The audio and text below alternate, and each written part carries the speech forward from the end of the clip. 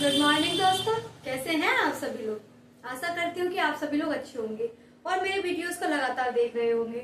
तो जैसे कि आप लोग जानते हैं कि कल मैंने आपके सामने 3 क्वेश्चन पेपर पूरी तरह से खत्म कर दिए हैं और मैं ये आशा करती हूँ कि आप लोगों को वो तीनों क्वेश्चन पेपर अच्छे से समझ में आ गए होंगे। अगर कोई ऐसा क्वेश्चन होता है जो आप लोगों को समझ में नहीं आ रहा है, जिसमें आपको कोई प्रॉब्लम है, कोई डाउट है, तो आप लोग मुझे बता सकते हैं। कमेंट बॉक्स में कमेंट कर दीजिए, मुझे आप बता दें और मैं उसके जल्दी से जल्दी सॉल्यूशन करने की कोशिश करूंगी। और अगर आपको मेरा कोई पैटर्न है जो आपको समझ में नहीं आ रहा, किसी क्वेश्चन में प्रॉब्लम है, तो आप मुझे बताएं, मैं उसे दोबारा से सॉल्व करवा दूंगी। बाकी आप लोग मेहनत करते रहिए और लगातार लगे रहिए मेरे साथ। जो आप लोग पढ़ते हैं उसको फिर से चेक करने का आपका मौका मैं देती हूँ। मेरे साथ साथ अपने क्वेश्चंस को सॉल्व करने की कोशिश कीजिए और चेक कीजिए कि आपकी प्रिपरेशन किस हद तक तैयार हो चुकी है। तो आज नवरात्रि का दूसरा दिन है। सबसे पहले तो आप सभी को नवरात्रि की हार्दिक शुभकामनाएं। आशा करती हूँ कि मातेश्वरी आपके ऊपर अपनी पूरी कृपा बरसाए और इतनी शक्ति दे कि आप लोग एग्जाम हॉल में बैठते वक्त बिल्कुल भी परेशान ना हो और आपके बहुत अच्छे से पेपर हो और सबके अच्छे मार्क्स आ जाए। तो चलिए हम लोग आज 4th क्वेश्चन पेपर स्टार्ट कर रहे हैं। अब तक हम लोग 3 क्वेश्चन पेपर सॉल्व कर चुके हैं। तो चलिए आज से हम क्वेश्चन पेपर चेंज कर रहे हैं 4। तो आज मैं सबसे पहले जो आपके एमसीक्यूज होते हैं वो उठा रही हूँ। तो चलिए स्टार्ट करते हैं।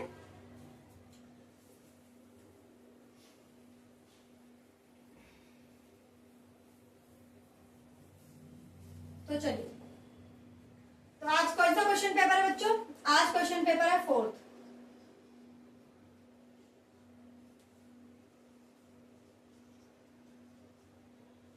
आज कौन सा क्वेश्चन पेपर स्टार्ट कर रहे हैं हम लोग? क्वेश्चन पेपर 4th स्टार्ट कर रहे हैं, जिसमें पहला क्वेश्चन मैं उठा रही हूँ। निम्न में परिमेय संख्या है।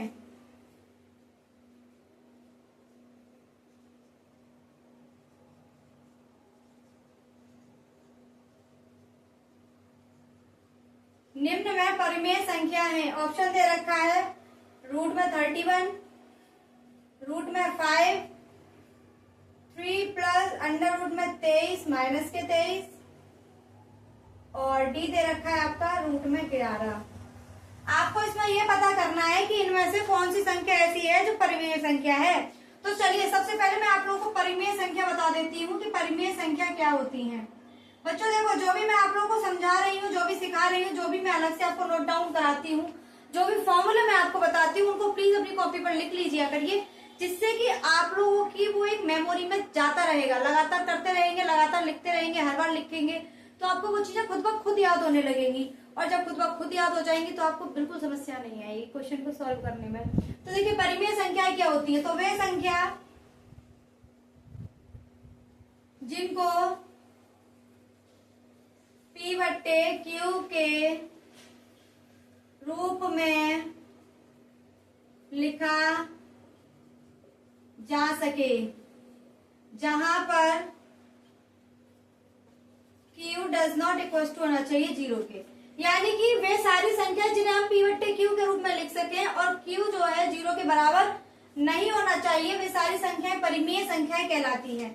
एग्जाम्पल के लिए दे रखा है आपको 1/2, 5/8, 3/4, 1, 2, 3, ये सभी क्या आपकी परिमेय संख्या है। आप लोग कह रहे हो कि 1, 2, 3 कैसे परिमेय संख्या हो सकती है? तो ये भी बेटा परिमेय संख्या है। इनके नीचे आप 1 मान लीजिए, क्वेश्चन पर कोई प्रभाव नहीं पड़ता है। तो ये सभी क्या है बेटा? आपकी परिमेय संख्याएं हैं। अब मैं यहीं पर लिखवा देती हूँ कि आपका अपरिमेय संख्याएं क्या होती हैं। तो देखिए अपरिमेय संख्याएं क्या होती है? तो वे संख्या जो P/Q या परिमेय संख्या नहीं होती हैं, वे सब क्या होती हैं? अपरिमेय संख्या।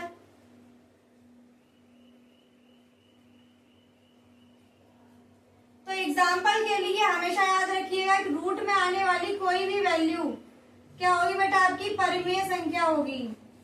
ठीक है, क्लियर है? रूट में जो भी संख्याएं आएंगी वो सभी क्या होंगी? आपकी अपरिमेय संख्या होंगी। अब आशा करती हूँ कि इस क्वेश्चन को सॉल्व करने में आपको 1% दिक्कत नहीं होगी, क्योंकि आपको ये भी पता है कि परिमेय संख्या क्या होती है और अपरिमेय संख्या क्या होती है। तो चलिए सॉल्व कर लेते हैं। तो हमसे पूछा है परिमेय संख्या, हमसे रेशनल नंबर पूछे हैं। √31 बेटा क्या है ये? अपरिमेय संख्या। √5 ये भी क्या है? अपरिमेय संख्या। √11 ये क्या है? अपरिमेय संख्या। चलिए अब हमें एक ऑप्शन दे रखा है सी, इसे हम सॉल्व करने की कोशिश करते हैं। हमें क्वेश्चन दे रखा है 3 प्लस रूट में 23 माइनस के रूट में 23। अब देखिए क्या मैं रूट में 23 से रूट में 23 को क्या कर दूंगी? काट दूंगी। ये प्लस और ये माइनस है, बचा कितना? 3। बेटा मैंने आपको बताया था कि अगर ऐसे कोई नंबर होगा तो वो भी परिमेय संख्या होगी, यानी कि हमारा आंसर क्या हो गया? सी। हमारा परिमेय संख्या होगी बेटा ये। आई होप ये क्वेश्चन आप लोगों को समझ में आ गया होगा। तो चलिए सेकंड क्वेश्चन की तरफ बढ़ते हैं। दूसरा क्वेश्चन क्या दे रखा है?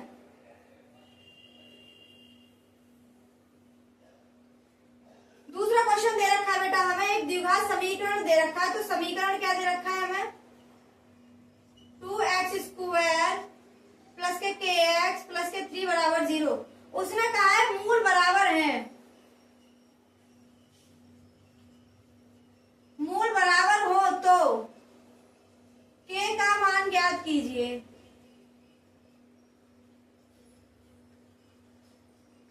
मैं आपको इस तरीके का क्वेश्चन पहले भी करा चुकी हूँ। जब मैंने थर्ड क्वेश्चन पेपर करवाया था तो उसके स्टार्टिंग में एक क्वेश्चन आया था इसी तरीके का।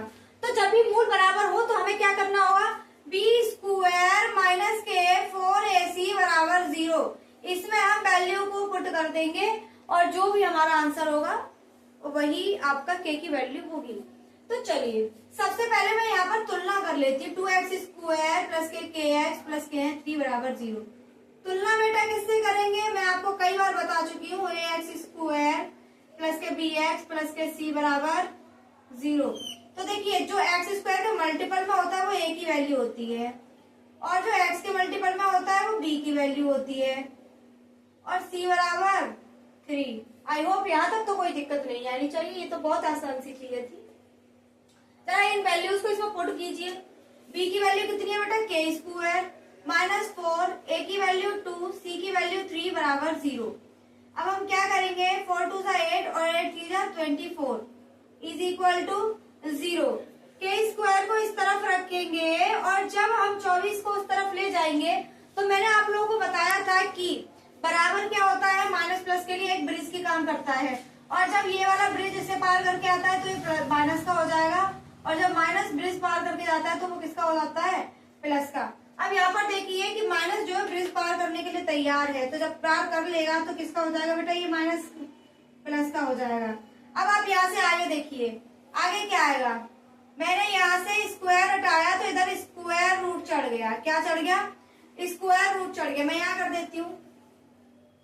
अब k बराबर 24 के एलसीएम कर लीजिए आप।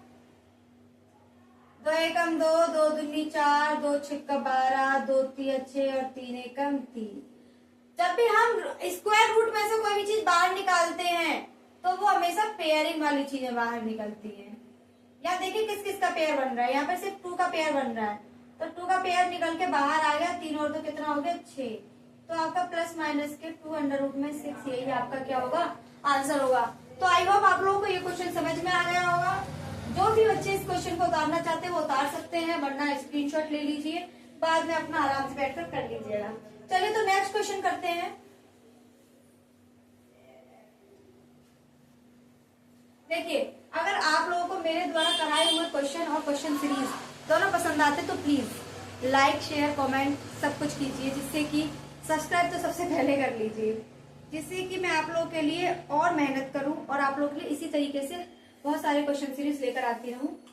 चलिए क्वेश्चन नंबर 3 देख लेते हैं। क्वेश्चन नंबर 3 क्या है? x प्लस 3y बराबर 6 है, तब x व y का मान ज्ञात कीजिए। देखिए ये क्वेश्चन बहुत ही आसान है, इस क्वेश्चन में कुछ भी नहीं है। देखिए क्वेश्चन क्या है? क्वेश्चन में दे रखा है कि x प्लस 3y बराबर 6 दे रखा है हमें। x प्लस 3y बराबर 6 दे रखा है हमें और हमसे कहा है कि x और y की वैल्यू ज्ञात कीजिए। मैंने क्या किया, मैं 6 को 3+3 लिख सकती हूँ। मैंने 6 को 3+3 में तोड़ लिया। अब देखिए बच्चों, उसने कहा है ये दोनों मिलकर के 6 बन जाते हैं, ये दोनों मिलकर के 6 बन जाते हैं। तो ये सोचिए कि ऐसा क्या वैल्यू इसमें पुट किया गया होगा x और y की जगह पे, जिससे यहाँ पर 6 आ गया। तो मैंने क्या किया, मैंने देखा कि अगर मैं 3 में 1 का मल्टीप्लाई कर लूं तो ये तो हो जाएगा 3। तो मैं x की जगह पर अगर 3 रख दूं तो दोनों मिलकर 6 हो जाएंगे मेरे। क्या हो जाएंगे? 6 हो जाएंगे। तो यहाँ पर करते हैं क्या, यहाँ से क्लियर ये समझ में आता है हमें कि x की जगह पे 3 रख दीजिए और y की जगह पर 1 रख दीजिए। अगर आप x की जगह पे 3 रखते हैं तो ये 3 हो जाएगा, और 3 की जगह y की जगह 1 रखते हैं तो 3 मल्टीप्लाई बाई 1 बराबर 3। 3 और 3 6, यानी कि x और y की वैल्यू कितनी हो गई? 3 और 1। क्लियर है? 1 नंबर का क्वेश्चन बेटा ऑप्शन दिया होगा, ऑप्शन में रखा होगा x और y की वैल्यू ये है।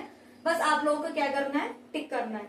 चलिए अब आगे क्वेश्चन कराते हैं थर्ड। वैसे तो ये क्वेश्चन बिल्कुल भी हार्ड नहीं था, कुछ नहीं था इस क्वेश्चन में। चलिए बच्चों अब नेक्स्ट क्वेश्चन करते हैं। नेक्स्ट क्वेश्चन क्या है, देखिए बच्चों, नेक्स्ट क्वेश्चन दे रखा है हमें ये 1 माइनस 10 स्क्वायर 30 अपॉन में 1 प्लस 10 स्क्वायर 30। उसने कहा है कि इसकी वैल्यू ज्ञात कीजिए। क्या ज्ञात कीजिए? इसकी वैल्यू ज्ञात कीजिए।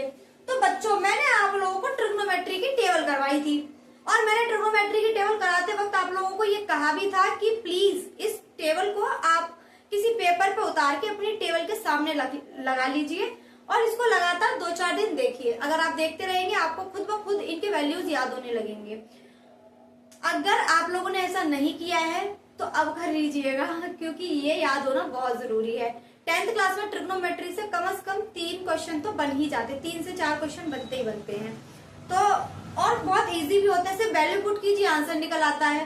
तो इनको छोड़ना तो बहुत गलत हो जाएगा ना। तो प्लीज आप लोग सारे के सारे ट्रिग्नोमेट्रिक टेबल के सारे वैल्यूज को रट्टा मार लीजिए। अब देखिए हम यहाँ पर बताते हैं, तो मैंने आप लोगों को 10-30 की वैल्यू बताई थी। तो बताइए बच्चों 10-30 की वैल्यू कितनी होती है? कोई बता सकता है मुझे? तो 10-30 की वैल्यू होती है 1/√3। 10-45 की वैल्यू होती है 1, और 10-60 की वैल्यू होती है √3। ये 3 वैल्यूज तो आपको हर हाल क्या होनी चाहिए, याद होनी चाहिए। चलिए यहाँ से आगे बढ़ते हैं। अब देखिए हम 10-30 की जगह क्या लगाएंगे, 1/√3 लगाएंगे। लगा दीजिए 1 माइनस 10-30 की जगह 1/√3। लेकिन बेटा इसके ऊपर स्क्वायर चढ़ा हुआ है, इसको मत भूल जाना। अगर उसके ऊपर स्क्वायर चढ़ा हुआ है तो हम इस वैल्यू के ऊपर भी क्या चढ़ा देंगे, स्क्वायर चढ़ा देंगे। सेम हम नीचे लेंगे 1 प्लस, यहाँ पर भी क्या करेंगे, हम स्क्वायर चढ़ा देंगे। चलिए 1। बेटा अगर रूट के ऊपर स्क्वायर लगाओ तो स्क्वायर से रूट क्या हो जाता है, कैंसिल हो जाता है। तो इसे कैंसिल करेंगे तो 1/3 बनेगा, 1 प्लस 1/3 बनेगा। अब हम क्या करेंगे, इसको सॉल्व करेंगे। तो देखिए मैंने क्या किया, इसका एलसीएम लिया 3 और यहाँ हो गया 3 प्लस 1, सॉरी माइनस, और सेम नीचे वाले का लेंगे 3, तो ऊपर क्या बनेगा 3 प्लस 1। 3 में से क्या बच्चों कितना बचा, 2/3, और 3 और 1 4/3। ये वाला 3 ऊपर और ये वाला 3 नीचे। तो मैंने क्या किया, 2 मल्टीप्लाई बाई 3, 3 मल्टीप्लाई बाई 4, 3 से 3 कैंसिल, 2 से 4 2 बार कैंसिल। हमारा आंसर आ गया 1/2। यानी कि जब हम इस वैल्यू को सॉल्व करेंगे तो हमारे पास क्या निकल के आएगा, 1/2 निकल कर आएगा। आई होप आप लोगों को ये क्वेश्चन बहुत अच्छे से समझ में आ रहा होगा। चलिए आगे सॉल्व करते हैं और नया क्वेश्चन। तो देखिए दूसरा क्वेश्चन क्या है, एक बार आप लोग इसके स्क्रीनशॉट ले लें।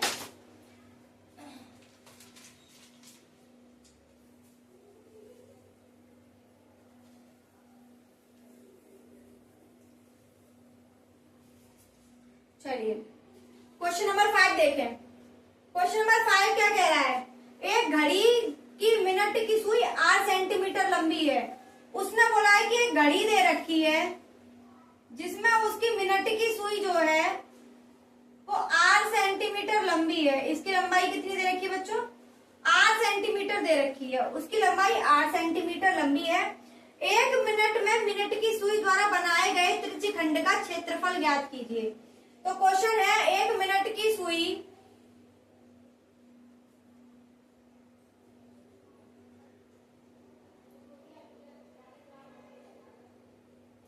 8 सेंटीमीटर लंबी है।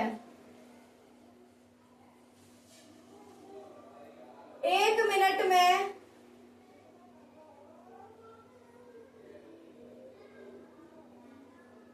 मिनट की सुई द्वारा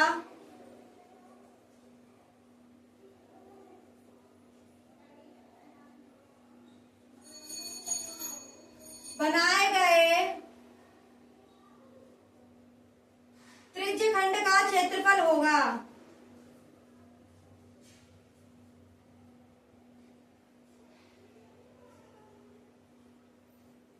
चलिए बच्चों इस क्वेश्चन को सॉल्व करते हैं। कैसे होगा ये solve?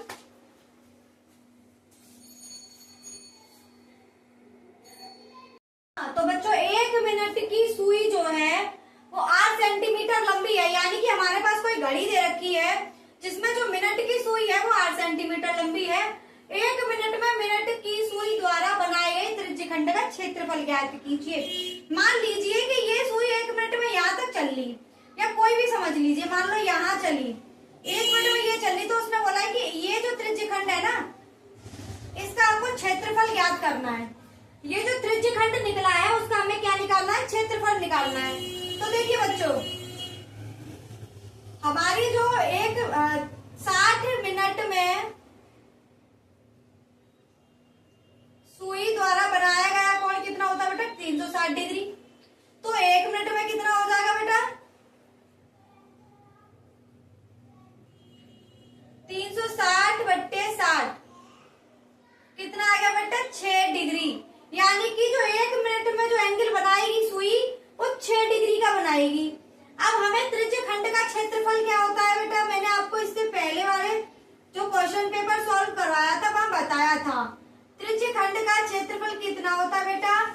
Theta pi are square बट्टे 360।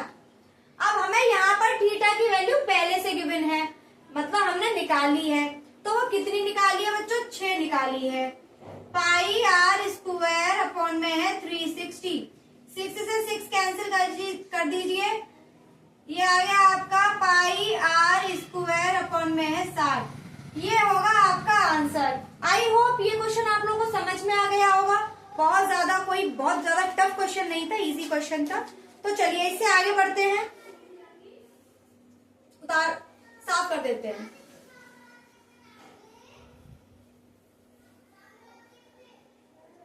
अच्छा देखिए बच्चों नेक्स्ट क्वेश्चन क्या है आपका? नेक्स्ट क्वेश्चन दे रखा है निम्न में अपरिमेय संख्याएं हैं।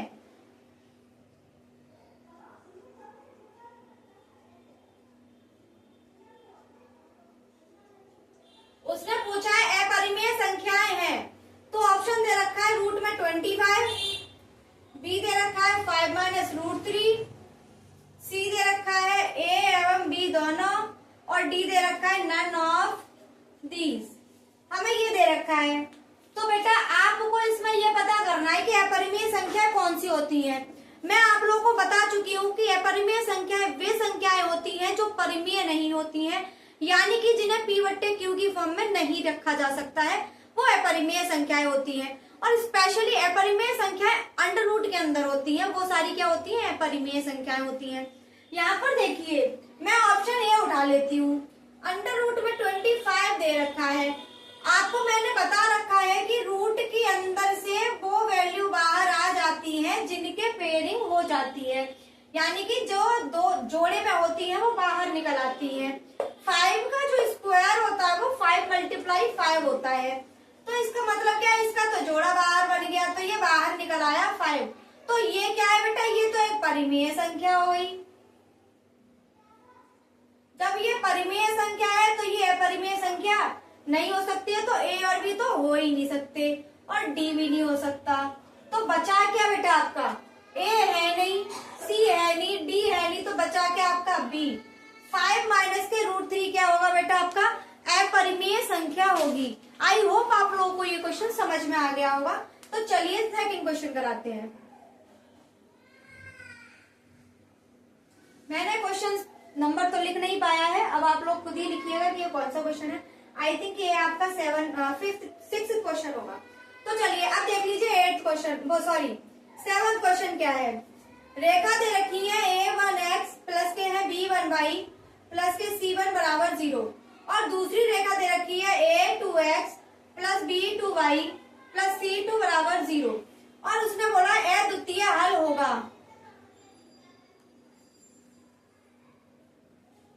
अद्वितीय हल होगा। चलिए देखिए, अद्वितीय का मतलब होता है यूनिक सॉल्यूशन। यूनिक सॉल्यूशन, ठीक है। चलिए तो मैं सबसे पहले आप लोगों को इससे रिलेटेड फॉर्मूले लिखवा देती हूँ। एक बार मैं सारे फॉर्मूले बता दूंगी, आपकी प्रॉब्लम्स का सॉल्यूशन हो जाएगा। तो चलिए, तो देखिए सबसे पहले यहाँ पर क्या होता है, a1 बट्टे x does not equal to b1 बट्टे a1 बट्टे a2 does not equal to b1 बट्टे b2। अगर आपको ये वैल्यू दे रखी है बराबर c1 बट्टे c2, अगर इस तरीके से आपको समीकरण का दिखे तो इसका मतलब होता है कि अद्वितीय हल होगा। क्या होगा बेटा, अद्वितीय हल यानी कि यूनिक सॉल्यूशन, ठीक है। आइए अब देखिए इसकी जगह पर अगर ऐसे आए a1 बट्टे a2 बराबर b1 बट्टे b2 बराबर c1 बट्टे c2, अगर इस तरीके से दे रखा है तो बेटा इसका मतलब होता है मोर देन, अब यहां लिख लीजिए इनफाइनाइट सॉल्यूशन,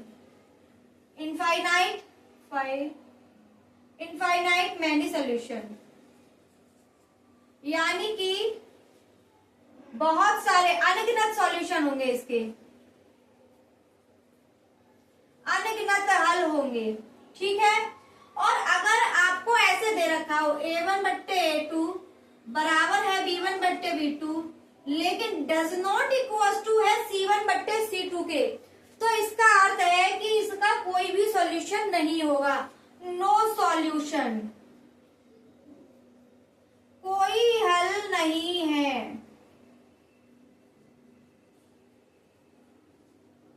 हमसे क्वेश्चन में क्या पूछा है बेटा, अद्वितीय हल बताइए, तो आंसर क्या हो जाएगा, ये क्लियर है।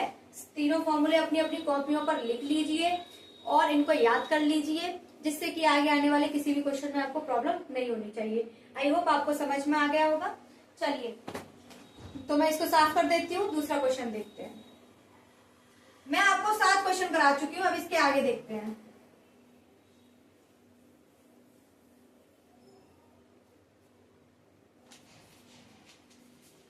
चलिए 7 के बाद में देखते हैं हम बेटा 8वां क्वेश्चन।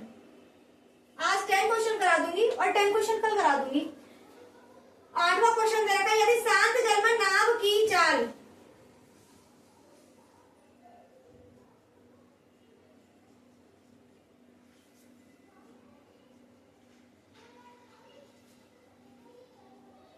यदि शांत जल में नाव की चाल 8 किलोमीटर प्रति घंटा है तथा धारा की चाल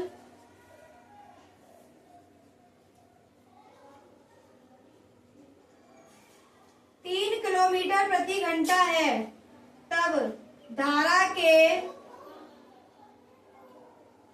विपरीत नाव की चाल है। बेटा ये क्वेश्चन भी बिल्कुल रिपीटेड है, मैंने आपको ये क्वेश्चन जो क्वेश्चन पेपर आपका 3rd था उसमें कराया था और ये क्वेश्चन मैं आपको 2 बार करा चुकी हूँ इससे रिलेटेड।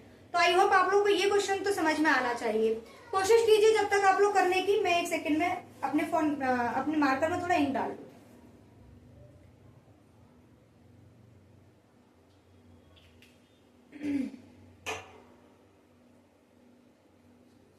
आई होप आप लोगों ने वीडियो को पॉज किया होगा और क्वेश्चन को सॉल्व करने की कोशिश की होगी। तो चलिए मैं आप लोगों को ये क्वेश्चन सॉल्व करवा देती हूँ। तो ये क्वेश्चन कैसे है, उसने बोला यदि शांत जल में नाव की चाल 8 किलोमीटर प्रति घंटा है तथा धारा की चाल 3 किलोमीटर प्रति घंटा है, तब धारा के विपरीत नाव की चाल होगी। देखिए बच्चों, ऐसे पानी बह रहा है और इसमें एक नाव चल रही है, ठीक है ना। इसमें एक नाव चल रही है जिसकी जो चाल है वो 8 किलोमीटर प्रति घंटा है। कब? जब वो इस तरफ जा रही है। अब उसने बोला है कि धारा की चाल 3 किलोमीटर प्रति घंटा है, तो नाव चल रही थी 8 किलोमीटर प्रति घंटा और धारा चल रही है आपकी 3 किलोमीटर प्रति घंटा। मैंने आप लोगों को एक चीज बताई थी कि अगर धारा के साथ जाएगी नाव, धारा के अनुकूल होगी, तो क्या होगा? धारा की चाल प्लस नाव की चाल। और मैंने आपको बताया था यदि धारा के प्रतिकूल होगी, प्रतिकूल यानी कि नाव जो है धारा के विपरीत दिशा में आ रही है, तो क्या होगा? धारा की चाल में से या नाव की चाल माइनस धारा की चाल।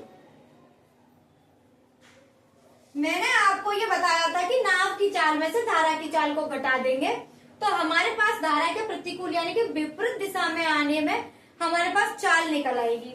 इसने यही पूछा है कि धारा के विपरीत नाव की चाल है, तो नाव की चाल टोटल 8 किलोमीटर प्रति घंटा है और धारा की चाल 3 है, तो बेटा कितनी निकल कर आ गई? 5 किलोमीटर प्रति घंटा।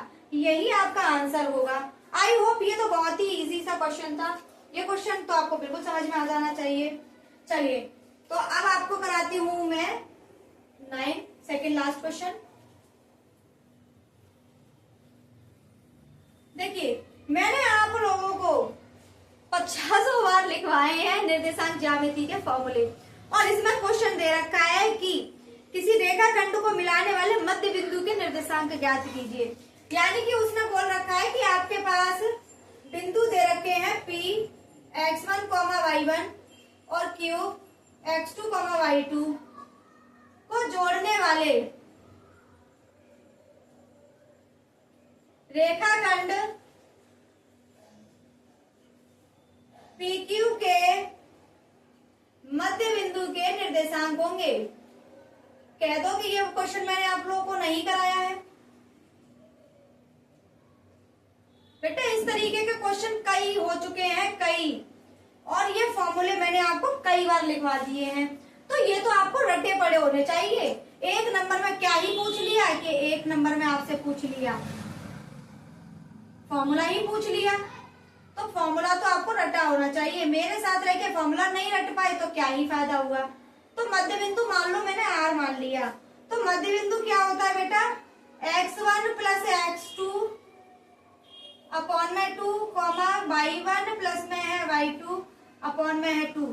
यही आपका आंसर होगा। तो आई होप आप लोगों को ये समझ में आ गया होगा। इसमें तो कुछ था ही नहीं, बस फॉर्मूला आपको याद होना चाहिए। फॉर्मूला याद है तो 1 नंबर पक्का है, और फॉर्मूला याद नहीं है तो 1 नंबर आपका किसी कीमत पे नहीं मिलने का। तो चलिए अब मैं आप लोगों को लास्ट क्वेश्चन करा रही हूँ।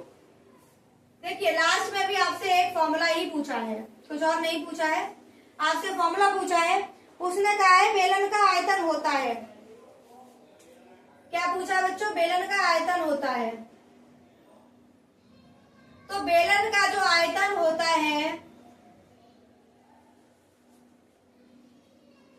हमसे दे रखे हैं पाई आर स्क्वायर है। चलिए आप लोग बताएं सबसे पहले, तो मैं आप लोगों को ही इसका आंसर देने का मौका देती हूँ।